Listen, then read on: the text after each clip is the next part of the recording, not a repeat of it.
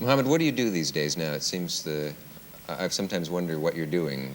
You know, it's really strange. I'm actually more busy now than I was boxing, because at the time I was boxing, I had to go in training for like 3 months before a fight.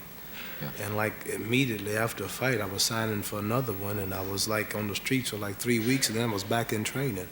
And I fought as much as 3 and 4 times a year, and training 3 months for each fight. I was mostly in camp. Mm-hmm. But I'm more busy now than I was, more active in the ring. For an example, I was in Pittsburgh yesterday and toured about 3 black high schools in one day, encouraging the youth. A lot of gang wars are going on. They're shooting each other and sniping at each other on the streets. And the principals mentioned that with the things that I have done and sacrifices I have made, I'm about one of the few people that they might listen to. So I went, and they did listen, and a couple of the gangs got together, and we had a little secret meeting, and they shook each other's hand and said they're going to try to stop fighting and shooting. A lot of them are taking dope, and a lot of the girls are going into prostitution. And we went to the schools, we talked with the various groups, and we had a good time. And I'm on a college tour also, and my agent, Richard Fulton here in New York, says that look like we're going to be booked for another 2 years in the colleges. And I'm also franchising about 500 restaurants called Champ Burgers. We have 5 of them in the Miami area. Champ Burgers? Champ Burgers, right. And we're negotiating on about 10 more buildings in Georgia, and we're coming up here and all over the country. And also, Random House will be coming out soon with my life autobiography, about 4 more months. So I stay pretty busy. That's pretty good. Is there any? How do you stand now with the possibility of going to jail? Oh, I don't know. I'm just waiting any day now. Do you think about? Do you think about that though? Do you ever think what you'll do if you? Well, yes, you think about it at nights when you're in the bed. You think about, if I went this way, what could have happened if I went this way, and I've figured it all out.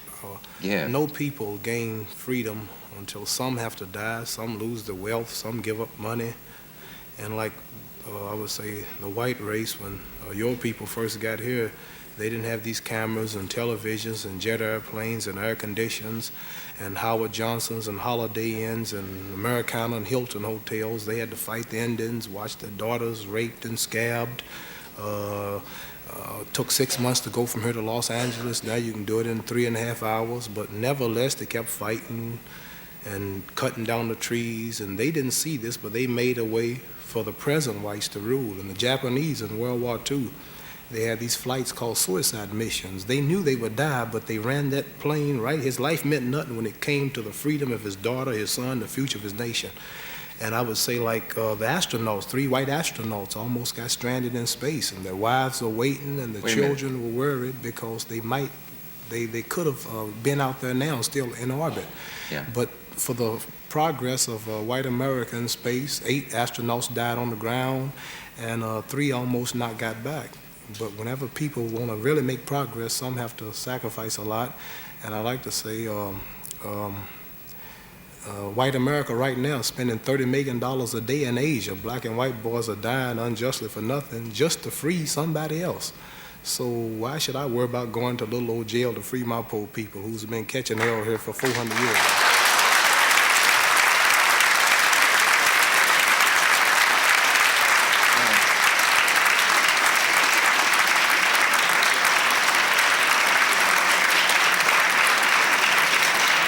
It's kind of hard. It's kind of hard to put a black. Are you asking me for an answer to that? It's kind of hard to put a black man, any black person in this country in jail, because if you ask the average one, we're already in jail. We've been here in jail 400 years. How does the subject change so many times in that long sentence that I'm going to talk for a second now. That I really don't know how that connects with Howard Johnson's and everything, but. It's a terrifically long harangue there that you did. Do you feel bitter toward the entire white race? Do you think there's something about whiteness that is evil? No, sir. Whatever white people do as far as evil or as far as mistreatment, it's just the nature of the white race to be this way if we check history.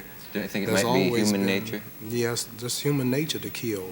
If white people, human nature, not I watch just white television. If there's not a movie of white people shooting white people in shootouts and cowboy pictures, they're shooting Indians. If they're not shooting Indians, they shoot Negroes. If they're not doing that, they're shooting reindeers or elephants or killing something. Just got to shoot. The system is built on war. Now, let me ask you this. Do you think if it had happened the other way around, for some reason in what's the word, evolution, if the genes and the pigments had happened to work some other way, and if the nation of Africa, if the continent of Africa had developed the kind of civilization that ours has, is it possible that what I'm trying to say is there something intrinsically, I know this is part of the Muslim point, I assume, the black Muslim point, that there is something intrinsically I'm just talking about history. aggressive about white nature that there isn't about black. No religious point. What I'm telling you is in history books, in your own books about this. I have a book called 100 Years Oh, sure, of I know. Lynching. There is. So I'm not bringing up religion or nothing. This is just a fact that the world knows, you know.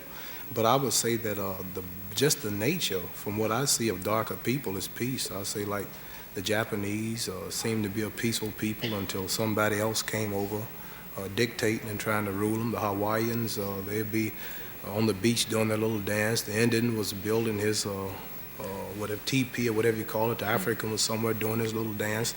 These people have never tried to go to other planets or enslave other people or take over countries. Actually, that isn't true. If you took, for example, let me just, I don't want to get in an argument with you, but Tahiti, for example, is always used as an example of the paradise that the white man came and destroyed.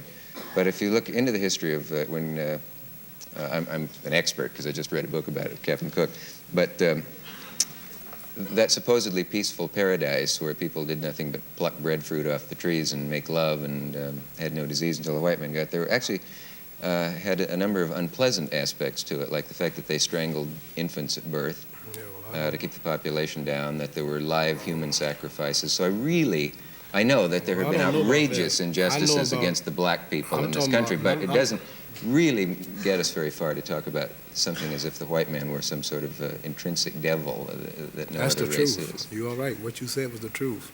The thing that you all have done to us is worse than the devil you told us about under the ground. How would you like it if I were to lead into a commercial now? Whatever you want to say, but when you say After devil, this message you're right. from our local stations, we'll return.